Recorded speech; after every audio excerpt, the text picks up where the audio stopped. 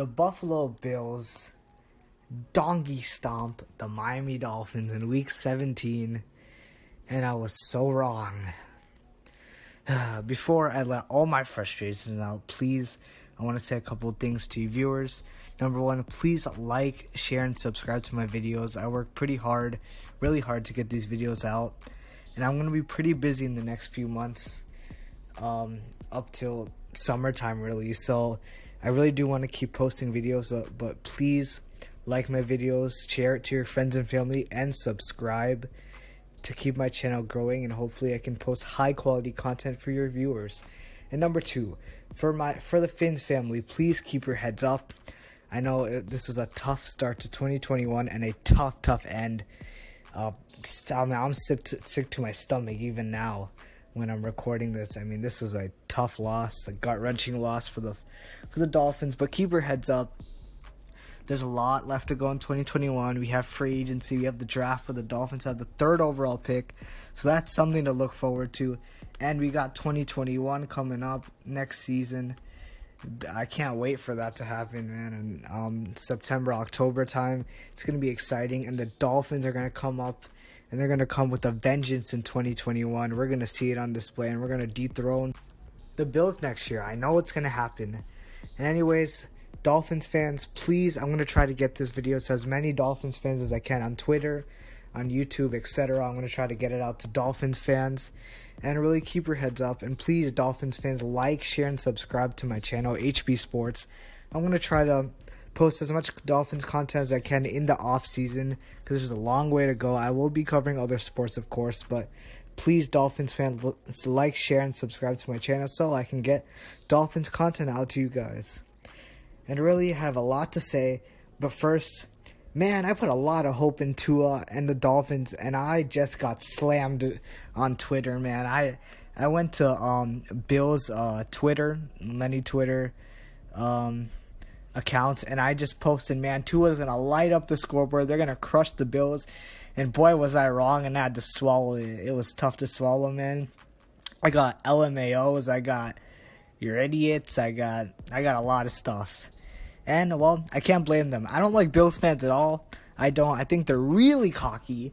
But, I mean, Dolphins fans are cocky too. Every fan base is cocky. But, anyways, the Bills can enjoy their short-lived division win. And when they get knocked out in the wild card, you're going to be looking at me. I'm going to be the one who said it first, that they're going to get knocked out. But, yeah, I got slammed on Twitter, man. And of course, I look like an idiot. I look like a fool for thinking that Tua Tagovailoa, our quarterback for the future, is going to rise up to the occasion and win. And what do you know? The opposite happened. And God, it's so frustrating, man. And before I go into, I'm not really even going to go into the game. I got to say a couple of things. Number one, Chan Gailey, please get off the team. I don't want to see you anywhere near the franchise. Please retire, man. Please leave. I don't want to see you, man. I mean, the guy is one of the least knowledgeable and creative play callers I've seen in a while, except for one play during this Buffalo Bills game. When I was looking at, as the season came along, in Tua Tagovailoa's first couple of starts against, like, the Rams and the Cardinals, you see these play calls that Chan Gailey makes, and they look nice because you're getting Tua involved in the offense, just nice short passes, draw plays, short run game, quick passing game. And it's okay at that time in week 5 and 6 because you got to get too involved in the offense, and you're just coming off an injury and stuff like that. So you're thinking, okay, Chan Gailey's going to ratchet up the play calling as the season gets along, as this playoff push gets along. He's going to start helping Tua, design plays to get him to throw the ball down the field, be creative, get him outside the pocket, try to avoid pressure, and he does exactly the opposite. I mean, the guy has no knowledge. By the way, Chan Gailey is 70 years old. I don't even know if I said that already. The guy's 70. He has no NFL coordinator or head coaching experience, as per my knowledge, except for a couple small stints for like the Dolphins in 2000. And funny that I say that, the way he makes his play calls, he does it like we're in the year 2000. Guess what, Chan Gailey? We're in 2021 actually. New year, of course. 2021. The guy's coaching like we're in 2000. I'm sorry. The guy's got to retire. Go back to your home. Enjoy retirement, man. You just do not deserve an offensive coordinator position at all. Please, Chan Gailey, leave as soon as possible. We'll find a new coordinator, no problem. Just, he has been a pain in every Dolphins fan behind. It's been a terrible watch. I mean, in the beginning, it looked nice because we thought that would be just opening up the playbook for Tua. But turns out that's all the knowledge he has. He doesn't understand vertical downfield passing game, stretch run, getting guys out in open space. He doesn't understand any of those concepts. And the guy just has an outdated mind in terms of football and the way the game works now. So yeah, I think Chan Gailey's got to go, man. I don't want to see him, please. I mean, this was a wreck of a offensive coordinator signing. We need a new one and fast. And yeah, I don't want to see Chan Gailey here. Number 2, Tua Tagovailoa. Oh my God, man. What a disastrous performance, man. Tua he keeps regressing every week. And sure, some of it's on Chan Gailey. I would absolutely agree. But man, Tua's got to step it up. I don't know if he doesn't have the ability or it's the players around him or it's a combination of both. But the guy just looks like, I don't know if it's no talent, but the guy just doesn't look like he's fit. Like, let's say physically fit to be a quarterback. The guy's 6 feet, 217 pounds. He doesn't feel like a quarterback. He played absolutely abysmal. The guy threw 3 picks. He can't see defenses. He can't read defenses. I may be exaggerating, I know. Our weapons, the Miami Dolphins' weapons are no star. They don't have any star players outside of Devontae Parker, I guess. But just such a disappointing performance, man. He was 35 of 58, 361 yards, 1 touchdown, 3 interceptions, and again, another average yards per attempt of 6. I mean, the guy does not want to throw downfield. Chan Gailey doesn't let him throw the ball downfield. It's a recipe for disaster, man. Just a recipe for disaster. I mean, this offense as a whole looks absolutely hard to watch. I mean, man, I really want to close my eyes when I watch this Miami Dolphins offense play. And, man, did we miss Ryan Fitzpatrick, because we needed him right after that first drive. And the only reason we got 3 points in the beginning of the game is because the defense got a turnover. But anyways, it did not look good at all. Tua looks like, I don't know, he looks like a high school quarterback to me. The guy's just throwing little dink and dunks down the field. And that brings me to something else. These receiving cores, I'm sorry, but 5'11", 6 feet receiver, running back hybrid combos do not work in the NFL. It's also, Chan Gailey has no clue how to use these players, utilize them. But these guys cannot play. I don't want to see these guys at all. I mean, get off the team, man. Lynn Bowden, you're whatever. Get Isaiah Ford, get off the team. Malcolm Perry, get off the team. Mac Hollins, I don't want to see you anywhere near the team. I don't care you had that amazing catch against the Raiders. That was luck for you. Well, I don't want to see you on the team either. The only people I want to see is maybe Devontae Parker, but I'm going to say something about Devontae Parker. He is not a number 1 receiver. He cannot stay healthy, and the guy only got half of his targets against the Bills. He slipped on a pass. He's not good enough to be a number 1. He's a good number 2. He'll be a great wide receiver number 2 if you pair him up with an all-pro player, but he's not a number 1 player. No way. He's just not there yet. And the weapons, it's not like the running backs are great either. Myles Gaskin, he's great. He's really nice. He's a nice wide receiver / running back. He has both capabilities, running and both pass catching out of the backfield. He's great. Salvon Ahmed, and that's it. We don't have any other rushing players. Matt Breida, gone. Patrick Laird, gone. I don't know where these weapons go, but I don't know, man. This is just disappointing. I don't know what else to say. I really don't. I mean, it's not really how the fact that the Dolphins lost, it's how they lost. They lost by 30 points, no effort. And I'll get to the defense in a second, because the defense was no better. I mean, I've been spending all this time about the offense, because that's what's been holding us back throughout the season. This game, it was an absolute collapse. And which scares me completely, because we got lucky in a couple of games. We did win a couple of games against bad teams, but it was never wire-to-wire performances. You know, it was never something like that. And it's not good, man. It's not good. We need a lot of weapons on offense. And I'll get to the defense now. Oh, man, the defense was not good. Okay, we had one good quarter of football where we led 3-0. Great game by the cornerbacks, at least in the first quarter-wise. Byron Jones had a nice pick. Van Ginkel had a nice sack. It looked like things were going well, and then all hell broke loose. I don't even know what happened. I mean, Josh Allen just ripped apart the secondary. I mean, these guys are getting paid. I mean, what? Xavier Howard's getting paid, what? $150, $200 million? Byron Jones for the second straight game gets burned. I mean, left and right, the guy's getting paid, what, $100 million? I mean, I'm sorry, what? Someone want to explain that to me, man. We got $200 million corners getting beat left and right by not even Stephon Diggs. These are by third, fourth, fifth string wide receivers. I mean, this is embarrassing, man. This Dolphins defense, especially secondary, has to look themselves in the mirror and think about really what they're playing for. Because to me, they look lethargic. They didn't care. I mean, the Buffalo Bills looked hungrier than the Miami Dolphins, and the Buffalo Bills were playing for squat. That's what happened out there.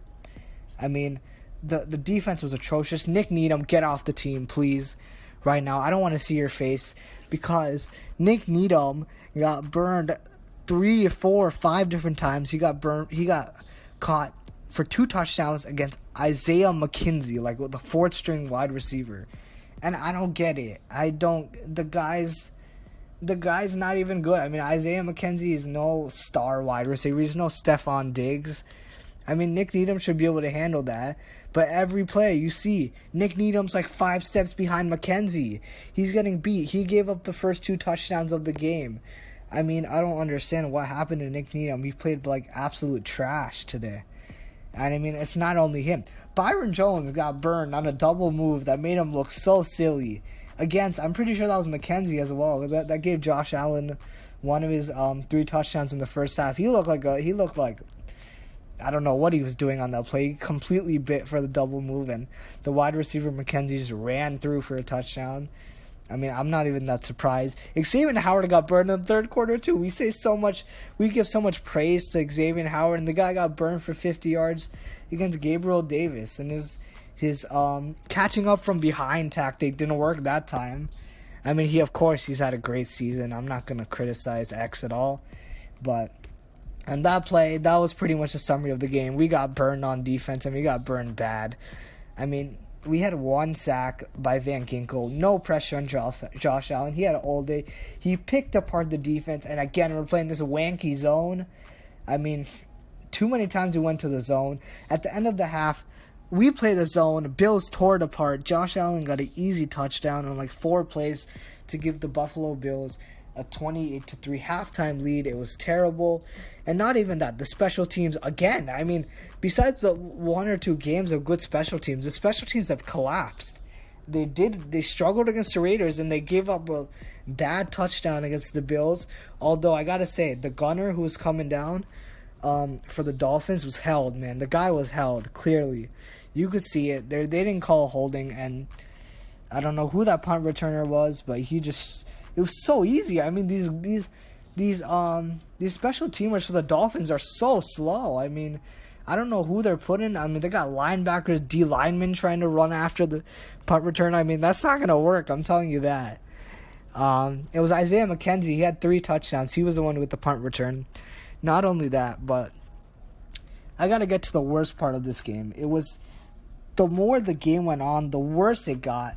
Because we had a Matt Barkley coming into this game, quarterback Matt Barkley. He had 10 career touchdowns, 21 career interceptions, less than 1-to-2 ratio. I mean, that's like you're a bust, you're a terrible quarterback. The guy is outplaying Tua Tagovailoa. Well, how does that make me feel? How does that make every Dolphins fan feel? And don't talk about the weapons, because the guy was playing with second-string weapons. I mean, it was so bad. I mean, they were driving down the field. We had this running back named Antonio Williams. He was powering through the first-string defense for the Dolphins.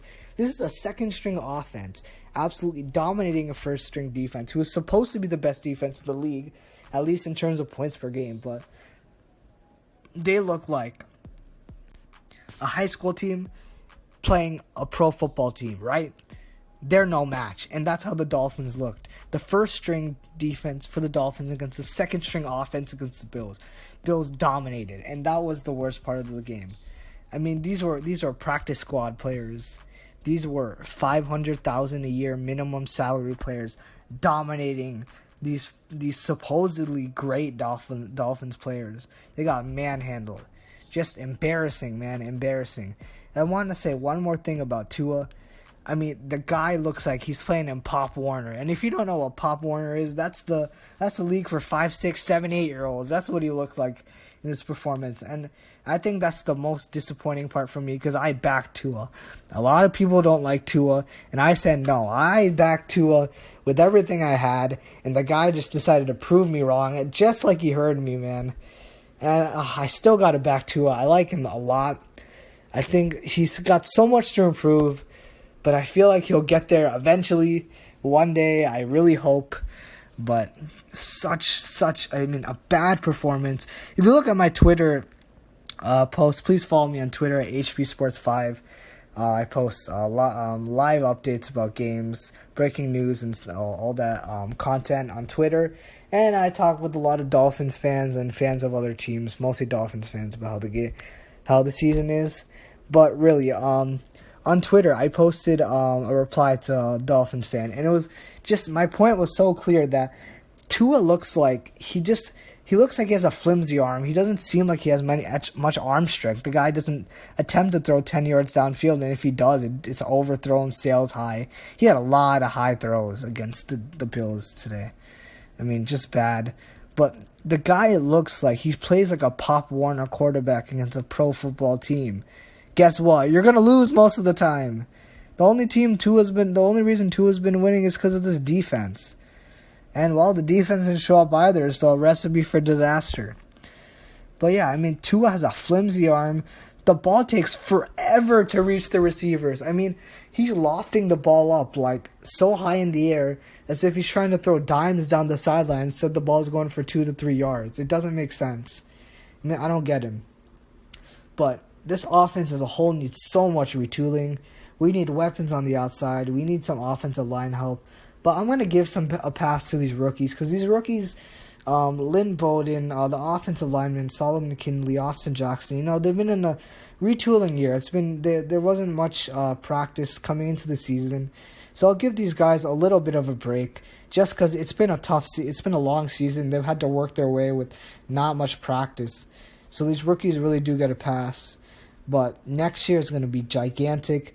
By the way, tell me who you think right now we should take with the 3rd overall pick. Offensive lineman, quarterback to rival Tua. We'll see. Obviously, the draft is in April, but tell me what you guys think. I mean, just a terrible performance to end out the season. I mean, it hurts to see their last game to be like this in a must-win situation. The Browns escaped the Steelers. The Titans win the division. The Colts pull away from the Jags. So the Dolphins are left out after all the wildcard teams win. And in the NFC, Green Bay locks up the first seed. They lock up the first seed. They beat Chicago. New Orleans beats Carolina. Seattle comes back against San Francisco. And the all-important game, LA beats Arizona in a game of backup QBs. I don't want to talk about that right now. But, yeah, the playoff pictures are set. The schedules are out. And I hope it's going to be exciting wildcard weekend. Man, I wish the Dolphins were in it, man. Fans or no fans, the playoff atmosphere is something different. And again, the Dolphins don't get in. It's tough, I mean. But heads up, Dolphins fans. There's some exciting times ahead coming up in free agency in the draft. And I cannot wait for next year. Fins up, guys.